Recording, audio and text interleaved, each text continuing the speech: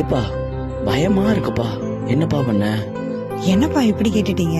உங்களுக்கு பயப்படுகிற சூழ்நிலைகள் வரும்போது, ஆண்டவரே நான் உண்மை நம்புவேன், ஆண்டவரே நான் பயப்படுகிற நாளில் உண்மை நம்புவேன் என்ற வசனத்தை உறுதியா இருதயத்திலிருந்து சொல்லுங்க. பாபிலோன் நாட்டுல தானியேல் ஒரு உயர்ந்த அதிகாரியா இருந்த பொழுது அரசரை தவிர யாரையும் வணங்கக்கூடாது என்ற சட்டத்தை கொண்டு வந்தாங்க. மீறினா சிங்க கபியில் போடப்படுவார்கள் என்பதுதான் அதற்கான தண்டனை. தானியேலுக்கு தெரியும் தான் ஜெபித்தால் மரணம் நிச்சயம்னு. ஒரு மனிதனாக அவருக்கு பயம் வந்திருக்கலாம், ஆனாலும் அவர் பயந்த நாளில் கர்த்தர் மேல உறுதியாக நம்பிக்கை வைத்தாரு.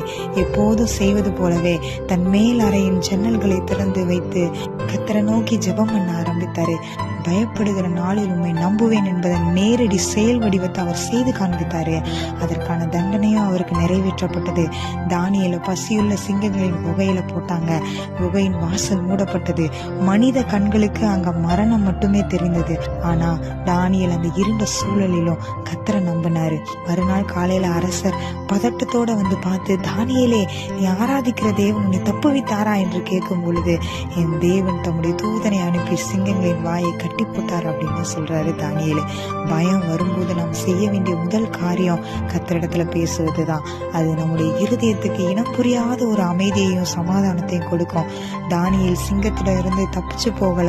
என்ன நடந்தாலும் என் தேவன் என்னோடு கூட இருக்கிறார்னு நம்பி சென்றார். உங்களை சுற்றியும் சிங்கங்கள் போன்ற பிரச்சனைகள் கர்ஜித்து கொண்டிருக்கலாம், இருள் உங்களை சூழ்ந்திருக்கலாம்.